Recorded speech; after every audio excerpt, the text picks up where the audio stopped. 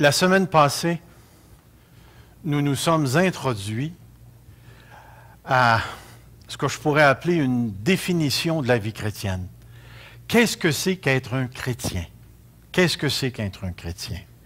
Et la semaine passée, vous vous rappelez, je vous avais donné cette image parce que j'ai commencé à bâtir l'image du chrétien, non pas à partir de ce qui s'est passé à l'intérieur de lui, mais à partir du lieu où il est appelé à vivre sa vie chrétienne. Et la semaine passée, nous avons affirmé trois choses importantes. Trois choses qui, je dirais, forment le lieu où nous vivons notre vie chrétienne. Et la première chose qu'on a déterminée la semaine passée, c'est que nous vivons notre vie chrétienne dans un corps de mort. Ce corps ici, qu'on le veuille pas, il est touché par le péché, il est touché par la chute. Nous avons vu des textes dans les écrits de l'apôtre Paul qui nous dit que l'esprit est vie, mais que le corps est mort et qu'il est mortel. C'est une réalité avec laquelle tous les enfants de Dieu doivent vivre. La deuxième chose qu'on a vue, c'est que nous vivons au milieu d'une société qui est en rébellion contre Dieu. Et on a vu des textes qui clairement nous disent que la société a de la haine contre Dieu. Et si elle a de la haine contre Dieu, elle aura de la haine contre les enfants de Dieu. Le monde aime ce qui est à lui. Si vous étiez du monde, nous dit Jésus, le monde vous aimerait. Mais parce que vous n'êtes pas de ce monde, comme moi je ne suis pas de ce monde, le monde a de la haine pour vous. Et comprenez bien, présentement, la grâce commune que Dieu accorde à notre société fait en sorte que la méchanceté de toute cette humanité en rébellion contre Dieu n'a pas atteint son comble encore contre les enfants de Dieu, contre l'Église de Dieu, et comme blasphème envers Dieu. Et la troisième chose que nous avons dit, non seulement on vit dans un corps de mort, dans une société, comment je dirais ça, une société pervertie, c'était quoi l'autre? La création, regardons ça, la création. On vit à l'intérieur d'une création déchue qui souffre les douleurs de l'enfantement et dont la parole de Dieu nous dit qu'elle est vouée à la destruction par le feu. Et lorsqu'on arrive à la fin du livre de l'Apocalypse, la terre d'à présent et les cieux d'à présent avaient disparu pour laisser place aux nouveaux cieux et à la nouvelle terre. Tous les enfants de Dieu qui sont venus avant nous et qui viendront après nous vivront exactement dans le même contexte que nous vivons présentement. Le lieu où je vis ma relation avec Dieu, ma relation avec les frères, c'est à l'intérieur d'une société, d'une humanité déchue qui vit dans une création déchue et dont je porte encore la déchéance au niveau de mon corps. Je n'ai pas pris le temps de définir chacune des conséquences de ces parties-là. Parce que tout ce que je vais vivre avec Dieu, je vais le vivre à l'intérieur de ce contexte-là. À l'intérieur de ce contexte-là. Et une des grandes caractéristiques de la vie chrétienne, c'est que je vais devoir rencontrer Dieu, non pas par la vue, mais je vais devoir vivre ma vie chrétienne par la foi. Ce qui ne sera plus le cas lorsque j'arriverai au ciel. Je vais voir, je vais me retrouver dans la plénitude. Mais à venir jusqu'ici, c'est le contexte. Pourquoi les chrétiens sont-ils malades? Pouvez-vous me l'expliquer? Le corps est mort. Bien. Pourquoi les chrétiens pêchent-ils encore?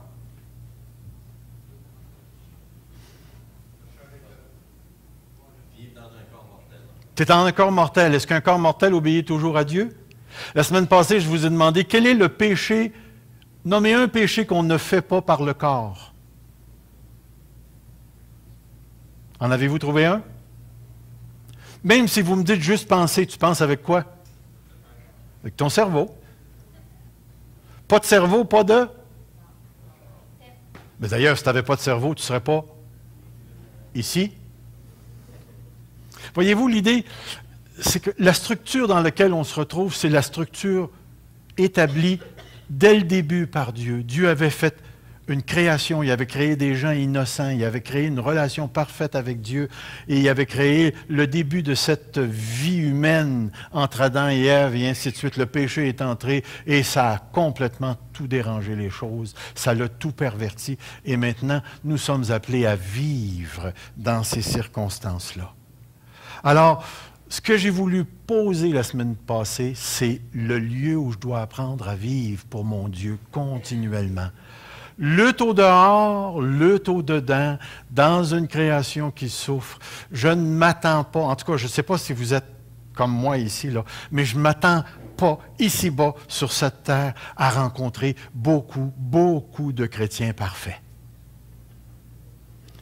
Que ceux qui sont parfaits quittent, vous aurez votre service après. Parce que c'est impossible, c'est impossible. Je n'ai pas rencontré un chrétien à venir jusqu'ici qui n'a jamais péché.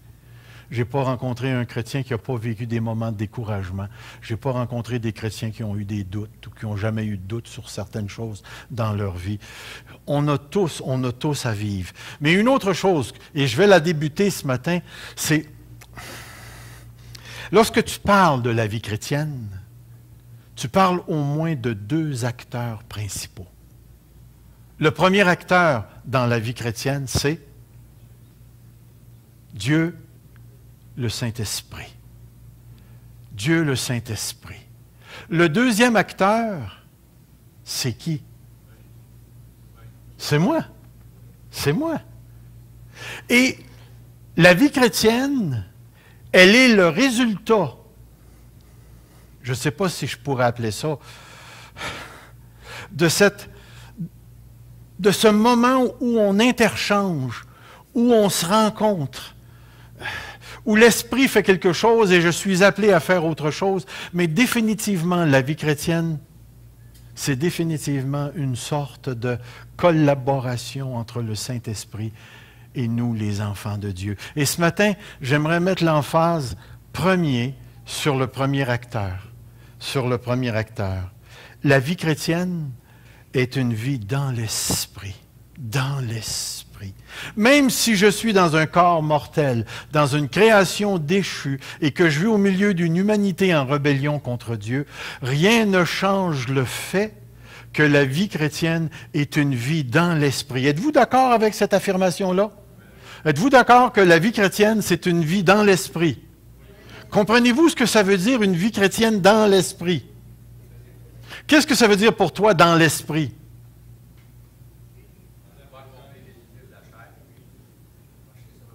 Marcher selon l'Esprit, définitivement.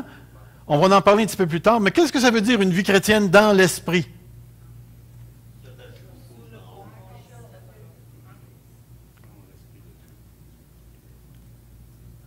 Où étais-tu avant d'être sauvé? Tu étais dans le monde? Juste là? Tu étais dans le péché? Tu étais dans la chair. Puis rappelez-vous ce qu'on a dit. La chair, ce n'est pas nécessairement la vieille nature au sens où on a une sorte de bébite à l'intérieur de nous, là. Pas dans ce sens-là. Une personne qui est dans la chair veut dire une personne qui est en dehors de Christ.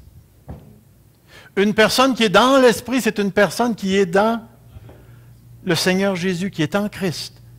Une personne qui est en Christ n'est plus une personne où? Dans le péché, dans la mort et dans la chair. Mais est-ce qu'on peut encore faire des œuvres de la chair? Est-ce qu'on peut encore pécher? Est-ce qu'on peut encore se parler comme des inconvertis? Puis se traiter de « toi, petit point ». Définitivement. Mais le chrétien, c'est plus une personne qui est dans la chair, dans la mort, ou dans le péché, ou dans la chair. Le chrétien, c'est quelqu'un qui est en Christ, qui est dans la vie éternelle et qui est dans l'Esprit. Maintenant, je vous pose la question, où est-ce qu'il vit sa vie dans l'Esprit? Il la vit dans un corps de mort, il la vit dans une société en rébellion, puis il la vit dans une création qui est en train de tomber en ruine, qui est soumise à la vanité, selon Romains 8. Mais le fait que je suis dans ça, ça veut dire que je suis aussi dans l'Esprit. Pourquoi pensez-vous que vous êtes tenté? Est-ce qu'au ciel, vous allez pouvoir être tenté? Pourquoi? C'est vrai qu'il n'y aura plus de chair, mais il y a un autre élément qui ne sera plus là. Puis il commence par S. Puis il y a ses petits amis qui commencent par D. Il n'y aura plus de démons, puis il n'y aura plus de Satan pour te tenter. Non seulement il n'y aura plus ça, il n'y aura plus aucune trace, il n'y aura plus un résidu du mal à l'intérieur de toi. Au ciel, tu ne pourras même pas penser à donner une claque à celui qui est à gauche de toi. Ça ne viendra même plus. Pourquoi? Parce que tu vas être dans la plénitude. Mais aussitôt que tu es dans l'esprit, dans la vie, que tu es en Jésus-Christ, mais que tu es encore sur ce côté ici, puis que tu as encore un corps de mort dans une société qui est en rébellion, puis une création qui s'en va vers la chute, qui s'en va vers la déchéance, on est encore capable de faire des choses pas correctes. Êtes-vous d'accord avec ce que je dis à venir jusqu'ici? Ça fait-tu du sens? La question principale, est-ce que c'est biblique? Est-ce que c'est biblique que la création est déchue? Est-ce que c'est biblique que notre corps est mort? Est-ce que c'est biblique que la société est en rébellion? Est-ce que c'est biblique que je suis dans l'esprit, dans la vie, en Jésus-Christ? Mais que je vis tout ça dans un corps de mort au milieu d'une génération perverse sur une terre déchue. Est-ce que c'est vrai, ça? Pouvez-vous vous imaginer maintenant toutes les complications qu'on pose lorsqu'on dit aux chrétiens « faut que tu sois parfait ». Ça n'a pas de bon sens. Ça n'a pas de bon sens. Et qu'on dit aux chrétiens « tu vas toujours avoir une vie victorieuse ». Ou on va un petit peu plus loin, puis on dit aux chrétiens « tu es capable d'atteindre un niveau tellement élevé de sainteté que tu ne pécheras plus ici-bas sur cette terre ». Parce que laissez-moi vous dire qu'il y a des hommes très intelligents, des théologiens qui ont enseigné ça, qu'on pouvait atteindre ce qu'on appelle l'état dans lequel tu ne pêches plus, le sinlessness state, la condition dans laquelle tu ne pêches plus. Je ne sais pas, en tout cas, tout ce que je peux vous dire, c'est que le matin, quand je me regarde dans le miroir, je ne vois pas un homme parfait. Loin de là. Puis quand je regarde dans le miroir de mon cœur, je ne suis pas encore rendu. Puis si l'apôtre Paul, dans Philippiens, dit « j'ai pas encore atteint, j'ai pas encore », alors encore bien moins moi. Mais la vie chrétienne, c'est une vie dans l'esprit. Dans l'esprit. Mais ce que je ne veux pas présenter aux enfants de Dieu, c'est une vie chrétienne irréaliste. Une sorte de vie chrétienne qui existe dans l'imaginaire et qui fait en sorte que le chrétien ne sera plus jamais malade, ne sera plus exposé à la tentation, qui aura juste à penser, puis les choses vont arriver exactement comme ça veut. Bien, non, moi, c'est de valeur, lorsque je regarde l'Écriture, je vois les chrétiens qui sont obligés de persévérer jusqu'à la fin, qui font face à un démon qui est tapé un lion, qui cherche à les dévorer, des chrétiens qui sont persécutés, d'autres qui ont donné leur vie, d'autres qui ont vécu des miracles, qui ont expérimenté la puissance de Dieu, je vois les deux. Mais je ne veux pas d'une vie chrétienne à la Hollywood. Parce qu'il y a des histoires chrétiennes qui finissent pas bien. Et il y a des histoires chrétiennes qui finissent bien. Mais toutes les histoires chrétiennes sont dans l'esprit. Qu'elles finissent bien par une torture, la mort ou autre, ou qu'elles finissent par un enlèvement, peu importe. La vie chrétienne, c'est dans l'esprit. Puis c'est ta vie chrétienne à toi, là où tu es présentement, ce matin, même où tu es dans l'esprit. Dans l'esprit. Et on va en parler un petit peu plus la semaine prochaine de ça. Mais ce matin, concentrons-nous sur la personne du Saint-Esprit. L'Esprit de Dieu est le premier aboutissement de la promesse qui a été faite à Abraham. Vous rappelez-vous de la promesse à Abraham? Je bénirai toutes les nations dans ta descendance. Puis une des choses qu'on réalise dans le Nouveau Testament, lorsqu'on lit ces textes, Galates 3,14, afin que la bénédiction d'Abraham ait pour les païens son accomplissement en Jésus-Christ et que nous recevions par la foi l'Esprit qui avait été promis. L'Esprit de Dieu, c'est la promesse. Et vous allez voir pourquoi c'est tellement important. En lui, vous aussi, après avoir entendu la parole de vérité, l'évangile de votre salut, en lui, vous avez cru et vous avez été scellés du Saint-Esprit qui avait été promis. Acte. Comme il se trouvait avec eux, il leur recommanda de ne pas s'éloigner de Jérusalem, mais d'attendre ce que le Père avait promis. Puis au verset 8, il nous est bien dit qu'ils furent tous baptisés du Saint-Esprit. Ce que je vous ai annoncé, leur dit-il, car Jean a baptisé d'eau, mais vous, dans peu de jours, vous serez baptisés du Saint-Esprit. La présence du Saint-Esprit, et ça c'est tellement vital. Non seulement, je vous dirais, c'est vital pour votre foi, mais c'est vital pour notre équilibre psycho-émotionnel. C'est-à-dire d'avoir une vie psychique intérieure équilibrée. C'est tellement important que vous reconnaissiez la vérité qui est affirmée ici. La présence de l'Esprit engendre le lien entre nous et Dieu. Engendre la relation entre nous et Dieu. Regardez ce qui va suivre. Parce que vous êtes fils, Dieu a envoyé quoi? Son esprit. Puis qu'est-ce que son esprit fait en nous? C'est-tu lui qui crie là-bas?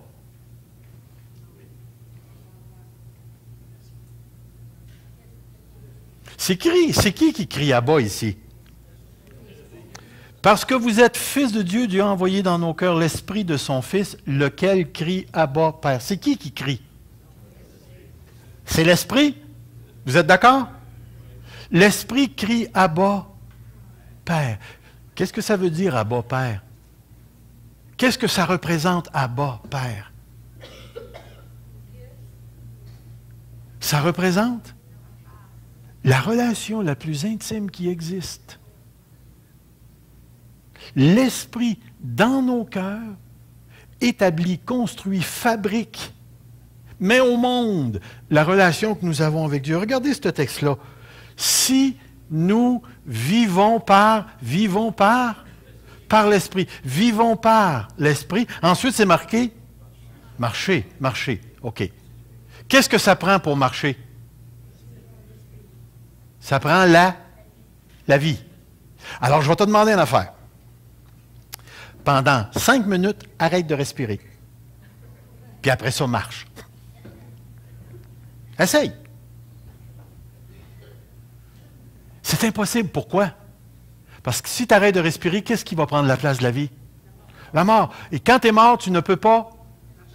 La vie précède la marche. La vie précède la marche. Et dans le contexte ici, c'est clair que l'Esprit est l'auteur de la vie. L'Esprit engendre la vie. Regardez l'autre texte. Jésus répondit en vérité, je te le dis, si un homme ne naît d'eau et d'esprit, il ne peut entrer dans le royaume de Dieu. Ce qui est né de la chair est chair. Ce qui est né de l'Esprit est esprit. À moins de naître de l'Esprit, il n'y a pas de relation avec Dieu. La présence de l'Esprit engendre la vie. La vie. Ensuite, il va lui dire, pour vous, vous ne vivez plus selon la chair, mais selon l'Esprit. Si du moins l'Esprit habite en vous, vous vivez seulement si l'Esprit précède. Si l'Esprit de celui qui a ressuscité Jésus-Christ d'entre les morts habite en vous. Encore une fois, 1 Corinthiens 3,16. Ne savez-vous pas que vous êtes le temple de Dieu et que l'Esprit de Dieu habite en vous? Ensuite, parce que vous êtes fils, on l'a vu, Dieu a envoyé dans nos cœurs. Ensuite, il dit, garde le bon dépôt par l'Esprit qui habite en nous. Et c'est pour ça que j'arrive ici. Il nous a sauvés non à cause des œuvres de justice que nous aurions faites, mais selon sa miséricorde, par le bain de la régénération et le renouvellement du Saint-Esprit. Le renouvellement et la régénération ici, c'est la même chose. C'est le Saint-Esprit qui a régénéré, qui nous a vivifiés. Et j'arrive ici, première conclusion, tous les croyants deviennent enfants de Dieu par l'habitation du Saint-Esprit.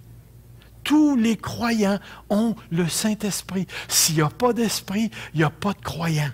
Deuxième conséquence, tous les enfants de Dieu sont dans l'esprit. Ça n'existe pas un chrétien en dehors de l'esprit. Ça n'existe pas. Si tu es en dehors de l'esprit, tu es dans la mort, dans la chair, dans le péché. et tu es complètement séparé de Jésus-Christ. Mais si tu es dans l'Esprit, tu as été pardonné, tu as été lavé, tu as été purifié. Le Saint-Esprit a établi la relation entre toi et Dieu. Et c'est tellement, mais tellement, tellement important de réaliser ça. Parce que ta relation avec Dieu fait bien la différence.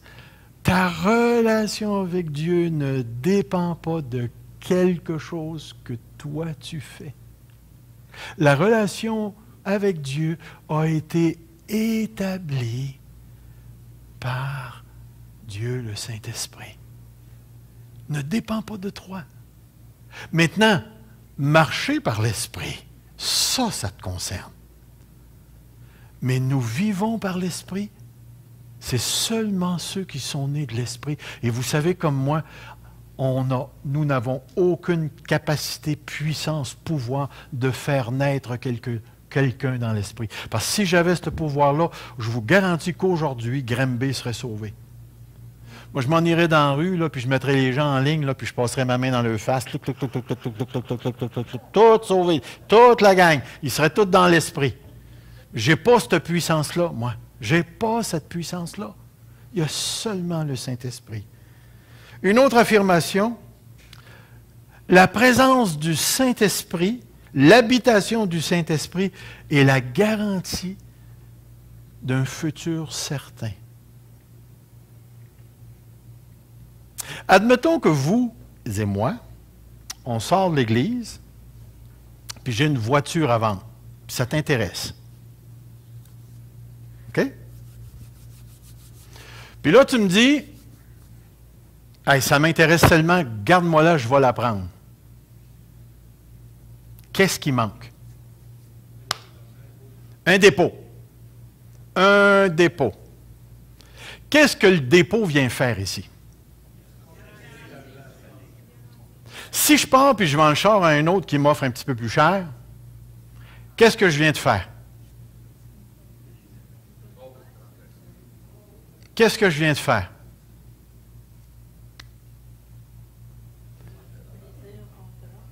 Je viens de briser un contrat. Je viens de briser un contrat. Est-ce que c'est sérieux, briser un contrat? Est-ce que j'ai juste brisé le contrat? Qu'est-ce que j'ai affirmé à propos de moi? Puis un gars, pas de parole, on appelle ça comment? Un menteur. C'est ce que je viens de déclarer ouvertement, c'est ce que je viens de dire. Je te promets que je garde mon char pour toi, tu me donnes un dépôt, je mets ça dans mes poches, on se donne la main, puis je pars puis je vais le vendre à un autre. On appelle ça un vendeur de char. Excusez-moi, un menteur.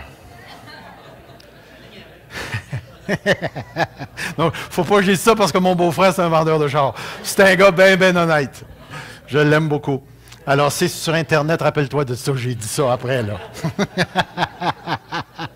Savez-vous pourquoi je dis ça? Parce que quand on est allé à l'enterrement jeudi à Drummondville, à propos du frère que j'avais parlé, qui était un bon frère, bien, il y a des gens qui m'ont dit, tu as parlé de mon père sur Internet.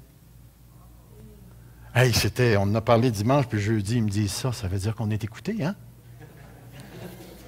N'oubliez pas, là, quand je nomme votre nom, vous êtes sur Internet. C'est vrai, hein, Robin? Regardez bien. Gardez l'image du dépôt parce que notre salut éternel repose sur une transaction que Dieu a faite. Regardez ici. La présence de l'Esprit est la marque d'appartenance, la garantie du futur et le premier dépôt de la promesse. Dans la parole de Dieu, on parle de prémices. Le mot prémisse est associé à la récolte. Les prémices étaient les premiers fruits d'une récolte future. Ils garantissaient la venue de la récolte. Les prémices sont l'esprit qui garantit la plénitude de l'héritage futur. La Bible nous dit qu'on a été scellés. Le sceau, c'est l'appartenance, l'authenticité, la garantie de la protection du propriétaire. Vous avez déjà vu dans la parole de Dieu que ça parle de gages ou les arts de l'esprit. Dans le domaine commercial, l'art est la monnaie donnée en gage d'un futur paiement et en attendant que le solde soit payé. Dans le domaine spirituel, l'esprit est l'art, le gage, la garantie d'un futur certain. Regardez bien ici. En lui, vous aussi, après avoir entendu la parole de vérité, l'évangile de votre salut, en lui vous avez cru et vous avez été estampillés. Clouc! Dieu a mis son sceau. Puis remarquez bien ce que je vais faire. Lisez bien la fin du texte, verset 14. Lequel est un gage. Puis dans le grec, c'est le mot arabon qui veut dire art. A-R-R-H-E. C'est un art, c'est un gage, c'est un dépôt. C'est un dépôt de quoi? Un gage de notre héritage. Lorsque le Saint-Esprit t'a été donné, la personne même du Saint-Esprit a été le sceau, a été l'estampillage, ça a été l'imprimature. Dieu a signé son nom, ce gars-là, il est à moi. Et en même temps, le Saint-Esprit est devenu le premier dépôt de l'héritage, le gage, comme de quoi Dieu s'engageait à me donner le reste de l'héritage. Regardez bien le texte. Notre héritage pour la rédemption que Dieu s'est acquis. Acquis. Littéralement dans le grec, pour l'acquisition de Dieu. Ce que Dieu s'est acquis. À un moment donné, à l'âge de 19 ans, Dieu a dit, celui-là, il est à moi. Plouc! Il m'a donné un estampillage. Puis en même temps, il a installé son Saint-Esprit qui fait en sorte que maintenant, l'héritage m'est garanti. Si Dieu ne réalise pas sa promesse, Dieu est un menteur. Puis on sait que Dieu n'est pas un menteur. Et le gage de l'Esprit garantit le futur. Regardez l'autre texte. Celui qui nous a affermis avec vous en Christ et qui nous a oints, c'est Dieu, lequel nous a aussi marqués d'un sceau et a mis dans nos cœurs les arts de l'Esprit, le gage de l'Esprit. Éphésiens chapitre 4, 30. N'attristez pas le Saint-Esprit par lequel vous avez été scellés. Scellés pour quand? Le jour de la rédemption. Le jour de la rédemption. Regardez les autres textes. Car tandis que nous sommes dans cette tente, nous gémissons accablés parce que nous voulons non nous dépouiller, mais nous revêtir afin que ce qui est mortel soit englouti dans la vie. Et celui qui nous a formés pour cela, c'est Dieu qui nous a donné les arts de l'Esprit. Voyez-vous, cette tente mortelle va être engloutie par la vie et pour s'assurer que ça va arriver, Dieu a déposé en moi un gage. Dieu s'est personnellement engagé à engloutir ma mortalité dans la vie. C'est certain que ça va arriver. Romains 8, 23. Ce n'est pas elle seulement, mais aussi nous qui avons les prémices, les premiers morceaux, les premiers épis, la première partie de la récolte, les prémices de l'Esprit. L'Esprit nous garantit la future récolte. C'est pourquoi, conséquence, la vie chrétienne est une vie chrétienne orientée vers le futur. La vie chrétienne est une vie orientée vers le futur. Si toi, chrétien, tu t'arrêtes ici-bas sur cette terre et tu t'imagines que la grosse maison, la piscine, le Harley, c'est ça la vie chrétienne, t'as manqué le bateau. T'as manqué le bateau. La vie chrétienne est une vie chrétienne orientée vers un futur. Et je vais rajouter un mot, eschatologique. Eschatologique, un mot orienté vers une fin, la fin dernière, la rédemption, le moment où Jésus va revenir et les morts en Christ vont ressusciter et nos corps, à nous les vivants, vont être transformés. Et là, les anges vont arriver. C'est un moment précieux où la vieille terre, la vieille mer va complètement être enlevée. On va ressusciter dans des corps immortels, incorruptibles, et on va marcher dans les nouveaux cieux et la nouvelle terre. C'est ce moment-là qui est le jour de la rédemption. Il y a quelque chose en toi, que tu le veuilles pas. Il y a quelque chose en toi, parce que tu as le Saint-Esprit, qui t'oriente vers le futur. Le futur. Tu le sais que ce n'est pas éternel ici.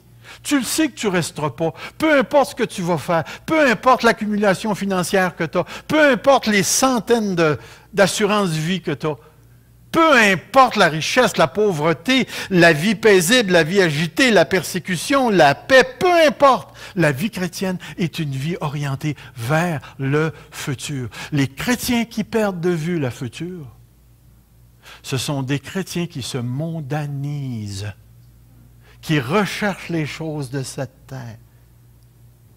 Et en passant, ce sont des chrétiens misérables. Parce que le jour où tu te concentres sur toi, sur ton présent, sur ci et sur ça, tu viens de te replier sur toi-même. Mais le jour où tu commences à t'ouvrir, parce qu'il y a quelque chose en toi qui est beaucoup plus grand que toi, qui s'appelle le Saint-Esprit et qui t'oriente vers le futur, c'est étonnant comment les choses changent de perception. Frères et sœurs, la vie chrétienne est une vie chrétienne orientée vers le futur. Et tu as tout ça à l'intérieur de toi au moment où on se parle. Dieu a signé son nom. Tu es la première partie de la récolte, les prémices de l'Esprit, et il a déposé un gage par lequel il s'engage à te donner le reste de l'héritage. C'est vraiment ce qui m'attend. C'est vraiment ce qui t'attend. C'est vraiment là. La vie chrétienne, c'est une vie orientée vers le futur. Et si jamais tu veux apprendre un super de beau verset, Romains 8, 18, les souffrances du moment présent ne sauraient être comparées, à l'héritage qui nous attend. Même si notre tente se détruit, nous avons dans le ciel un édifice extraordinaire qui nous attend. Alors, frères et sœurs, même si nous vivons dans une création déchue, dans un corps de mort au milieu d'une génération perverse, notre vie est orientée vers le futur. Frères et sœurs, ce n'est pas à prendre à la légère, c'est ce que nous sommes. C'est ce que nous sommes à cause de l'Esprit qui est en nous. Troisièmement, le Saint-Esprit est devenu le principe directeur des enfants de Dieu. La première chose que je veux faire, là, c'est, comprenez-vous l'idée du principe directeur? C'est quoi un principe directeur? Comment ça sonne? OK, oui, c'est dirigé, le mot directeur. Mais qu'est-ce qu'on veut dire par principe directeur? OK, attendez un tout petit peu. J'ai dans ma main un morceau de métal, des petits ciseaux. OK? J'aimerais vous demander, quels sont ceux qui croient, mais on va mettre ça même encore, on va tester votre foi ce matin. Si je lâche, au lieu de tomber, ça va monter. Est-ce qu'il y en a un ou une qui pourrait se lever et qui le croit assez? Come on, il doit... Pourquoi ça ne montera pas? Parce qu'il y a un principe directeur. Ils ont-tu tombé en dessous? Ils ont tombé en dessous. Wow! Il est vraiment directeur, le principe, hein? Ça a vraiment passé dans le crack. Wow.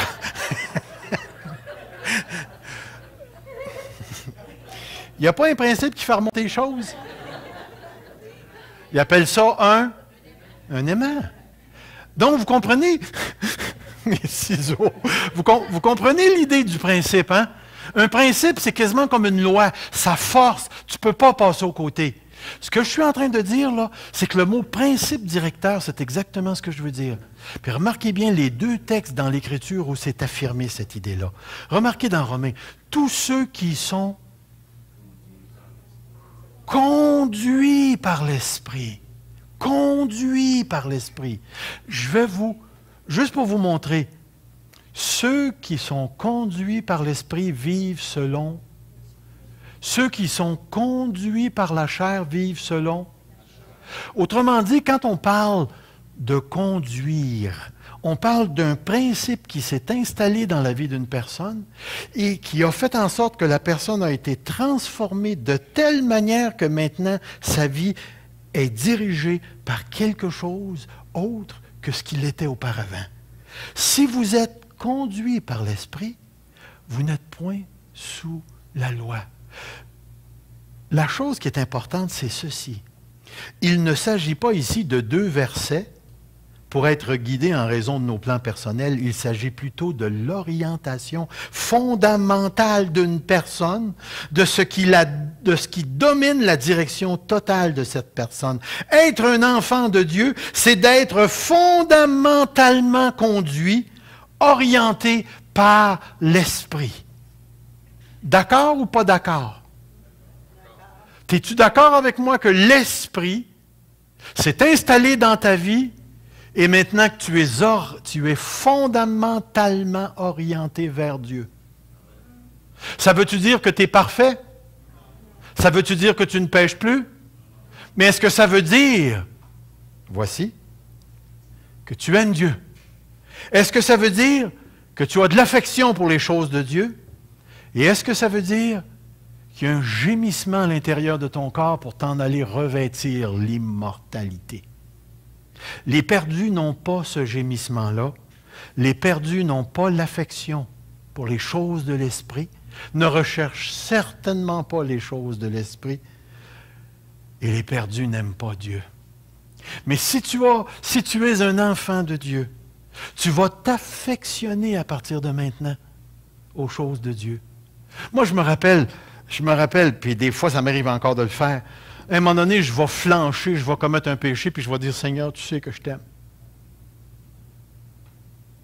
Puis je suis vraiment honnête et sincère, il y a quelque chose qui fait que je ne suis pas capable de me passer de Dieu. Et Dieu me l'a montré encore plus sérieusement dans la crise.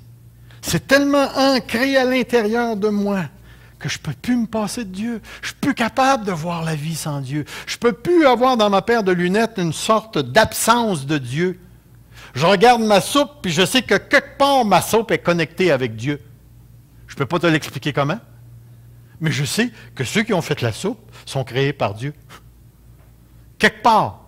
Je ne suis pas capable de regarder une place dans la création sans connecter ça à Dieu.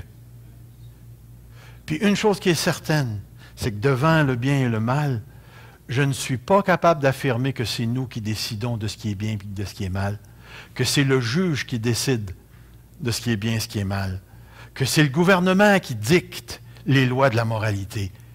Je sais, moi, dans mon cœur, que seul Dieu est bon et que tout le bien vient de Dieu et que la vérité, la volonté de Dieu, c'est ce qui est moral. Et je ne suis pas capable d'accepter un autre principe. Fait que quand quelqu'un s'en vient me dire, comme j'ai lu ce matin dans le journal, ce fameux monsieur qui nous dit, bon, ben étant donné qu'on ne dure pas longtemps, vivons la vie à plein. Ça veut dire quoi, vivre la vie à plein? Yeah. Pas vrai, ça. Vivre la vie à plein, là, pour nous, les enfants de Dieu, c'est chercher les choses d'en haut. Chercher les choses d'en haut. Puis il y a quelque chose en dedans de moi qui crie « Abba, Abba, Père, Père, Père ». Je sais que je suis dans la famille. C'est plus fort. C'est un principe directeur. Et frères et sœurs, si tu es un enfant de Dieu, tu as ce principe directeur-là qui est à l'intérieur de toi. Puis je ne parle pas de la conscience. C'est plus fort que la conscience. Parce que la conscience, même des chrétiens, peut être défaillante sur plusieurs choses. On vit des moments de folie où on a tordu encore une fois la vérité. Frères et sœurs, si tu es un enfant de Dieu, tu es habité par le Saint-Esprit, tu es orienté vers le futur et tu as un principe à l'intérieur de ton cœur qui te conduit et c'est l'Esprit lui-même qui est le principe directeur de nos vies ce matin. C'est ça, être un enfant de Dieu. On va aller un petit peu plus loin. La conséquence, c'est que la vie chrétienne est une vie divinement morale. Divinement morale. On est conduit spirituellement par l'Esprit dans le bien et le mal, et on est fondamentalement orienté vers Dieu à cause de la présence de l'Esprit. L'Esprit est l'agent principal de sanctification dans la vie du croyant. Nous tous, dont le visage découvert reflète la gloire de Dieu, nous sommes transformés en la même image, de gloire en gloire, par l'Esprit du Seigneur. D'être ministre de Jésus-Christ parmi les païens, je m'acquitte du divin service de l'Évangile de Dieu, afin que les païens soient une offrande agréable, étant sanctifiés par l'Esprit. Par l'Esprit. Encore une fois, on a des textes, et c'est pour nous, frères, Bien-aimés du Seigneur, nous devons à votre sujet rendre continuellement grâce à Dieu parce que Dieu vous a choisi dès le commencement pour le salut par la sanctification de l'Esprit et par la foi en la vérité. Qui sont élus selon la préscience de Dieu le Père par la sanctification du Saint-Esprit. 6:11. Et c'est là ce que vous étiez en parlant de la vie passée. Mais quelques-uns d'entre vous, mais vous avez été lavés, vous avez été sanctifiés, vous avez été justifiés au nom du Seigneur Jésus-Christ et par l'Esprit de notre Dieu. Notre Dieu. La vie chrétienne est une vie de sainteté. Une vie de sainteté. On va maximiser sur ce point-là dans les semaines qui viendront, mais ce qui est important de saisir pour nous ce matin, c'est que le Saint-Esprit est vraiment le facteur, l'élément principal, l'agent qui travaille dans nos vies pour nous rendre de plus en plus semblables à Jésus-Christ. Saviez-tu que tu as été prédestiné à être semblable à l'image de Jésus-Christ? Romains 8. Et qu'étant prédestiné à être comme lui, l'Esprit de Dieu travaille dans nos cœurs, dans nos vies, dans nos personnes, dans nos situations, pour continuellement renouveler en nous cette image de gloire en gloire, de gloire en gloire, pour que nous puissions paraître devant lui à la fin des temps, saint, une Église sans tache, irréprochable. Et nous avons été destinés à une telle fin. Frères et sœurs, l'Esprit est l'agent sanctificateur de nos vies. Une autre chose que je mets devant vous ce matin, c'est l'Esprit Saint est l'agent principal de ce qui se passe dans l'Église. Il y avait trop de choses à mettre. Je les ai mis juste une par une. L'Esprit établit les évêques dans l'Église. Par l'Esprit, nous connaissons les choses de Dieu. Par l'Esprit, l'Esprit produit son fruit en nous. L'Esprit déverse en nous l'amour de Dieu. L'Esprit rend témoignage à notre esprit que nous sommes enfants de Dieu. L'Esprit lui-même intercède par des soupirs inexprimables. De même aussi, l'Esprit nous aide dans notre faiblesse. Il intercède en faveur des saints. Dieu produit la justice, la paix, la joie par le Saint-Esprit. Il distribue ou il appuie la prédication de la parole par une démonstration de puissance, le Saint-Esprit. Il distribue les dons, il produit la liberté, il remplit le croyant, il oriente la parole de Dieu comme une épée pour qu'on puisse témoigner avec force. Il est très, très impliqué dans la prière, le Saint-Esprit. Il est au cœur de l'adoration de l'Église. Il est impliqué dans la prophétie. Il donne la force, l'amour, la sagesse. Il est impliqué dans la prédication de l'Évangile. Il repose sur le croyant dans la persécution. Il avertit l'Église. Frères et sœurs, même si le croyant vit sa vie chrétienne dans un corps de mort parmi une société déchue, dans une création déchue, il est dans l'Esprit et il vit par l'Esprit. C'est fondamental dans notre compréhension de la vie chrétienne. Fondamental dans la compréhension. Le Saint-Esprit est l'agent qui engendre le lien entre le croyant et Dieu, qui engendre le futur assuré, qui devient le principe directeur de la vie du croyant et qui est l'acteur principal dans toute la vie de l'Église. C'est pour ça qu'on arrive ici. L'Esprit est Dieu. Et la Bible nous donne des exhortations spécifiques par rapport à l'Esprit. 3 commandements pour les croyants. N'attristez pas le Saint-Esprit. Ensuite, il nous dit, n'éteignez pas l'Esprit. Le premier contexte, n'attristez pas l'Esprit.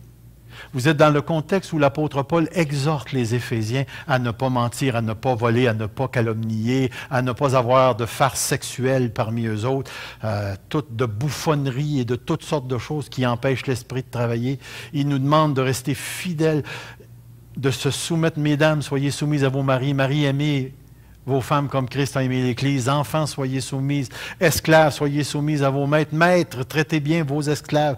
Tout ça fait partie d'être soumis à l'Esprit. N'attristez pas l'Esprit, ça a rapport avec le péché. N'éteignez pas l'Esprit. Entre vous et moi, ça a rapport à la prophétie dans 1 Thessaloniciens. D'empêcher ce ministère de l'Esprit où il transporte encore pour nous les manifestations de puissance de Dieu sous plusieurs aspects. Et vous connaissez le texte, clairement le texte. Marchez selon l'Esprit, marchez selon le principe directeur qui se trouve dans votre cœur, qui s'appelle le Saint-Esprit. Il ne peut pas nous conduire dans le mensonge. Vous rappelez-vous de la promesse que Jésus avait faite? Il vous conduira dans toute la vérité. Vérité. C'est là. Mais il y a une autre exhortation. Une autre exhortation que Dieu donne. On va en reparler éventuellement, mais ces exhortations-là sont aussi sévères. Regardez-les. C'est pourquoi je vous dis, tout péché et tout blasphème sera pardonné aux hommes. Mais le blasphème contre le Saint-Esprit ne sera point pardonné. Homme au cou raide, c'est lorsqu'Étienne a été tué par des Juifs qui rejetaient Jésus-Christ. Homme au cou raide et incirconcis de cœur et d'oreille, vous vous opposez toujours au Saint-Esprit. Ne pas s'opposer à l'Esprit, les conséquences sont extrêmement graves. Sans rentrer dans les détails, vous rappelez-vous de ce qui est arrivé à Saphira et Ananias? Ils ont été tués. Qui les a tués? Parce qu'ils avaient menti au Saint-Esprit. C'est réellement sérieux, cette question du Saint-Esprit-là. Et le dernier texte, lequel, de quel pire châtiment pensez-vous que sera jugé digne celui qui aura foulé aux pieds le Fils de Dieu, qui aura tenu pour profane le salut de l'alliance par lequel il a été sanctifié et qui aura outragé l'Esprit de la grâce? Des exhortations extrêmement sérieuses. Je vais éventuellement vous en reparler ici.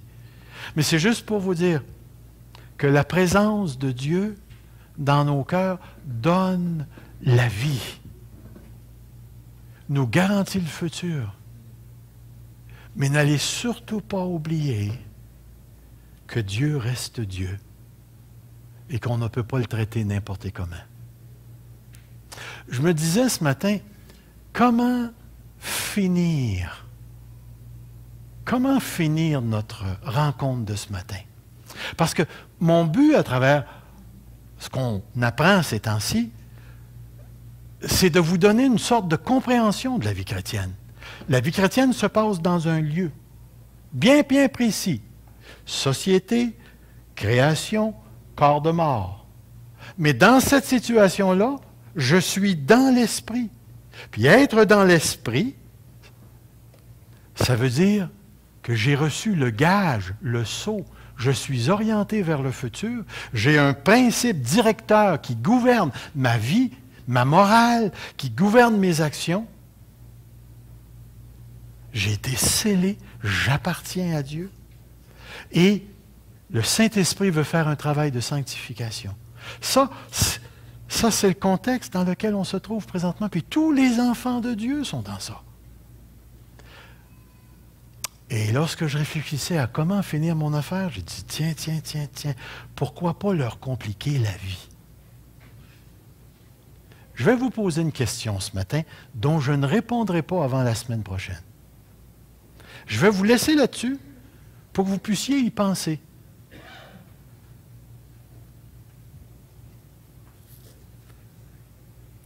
Est-ce que l'obéissance est nécessaire au salut?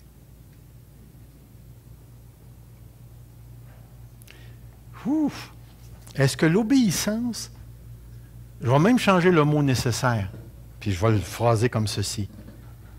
Est-ce que l'obéissance est obligatoire au salut?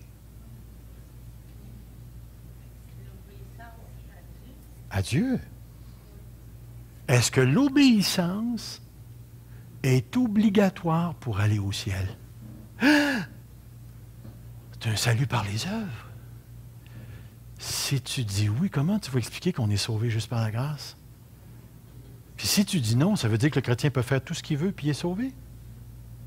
Comment est-ce qu'on va répondre à cette question-là? Alors, excusez-moi si je vous complique la vie, mais je vous laisse avec ça ce matin. Est-ce que l'obéissance est obligatoire pour rentrer au ciel? Seigneur Dieu, nous nous remettons entre tes mains maintenant. Je veux ce matin te remercier de m'avoir fait naître de nouveau et chacun de mes frères et mes sœurs ici ce matin, d'avoir placé en moi le Saint-Esprit qui me garantit mon futur. Je veux te remercier, Seigneur, de ce que la présence de Dieu par ton Esprit en moi est devenue le principe directeur de ma vie. Et Seigneur, je le sais que tu veux la sainteté et que tu m'as orienté vers la sainteté et que tu travailles dans mon cœur pour ça. Aide-moi à reconnaître, Seigneur. Aide-nous en tant qu'Église à reconnaître que tu es l'agent principal dans nos vies et que tu nous transformes de gloire en gloire, mais une gloire qui avance toujours de plus en plus vers la réalisation de la promesse, de l'héritage que tu tiens en réserve pour tous ceux qui marchent dans tes voies. Sois béni, Seigneur. Sois béni, sois déclaré saint, Seigneur. Et merci pour ta présence en nous. Dans le précieux nom de Jésus. Amen.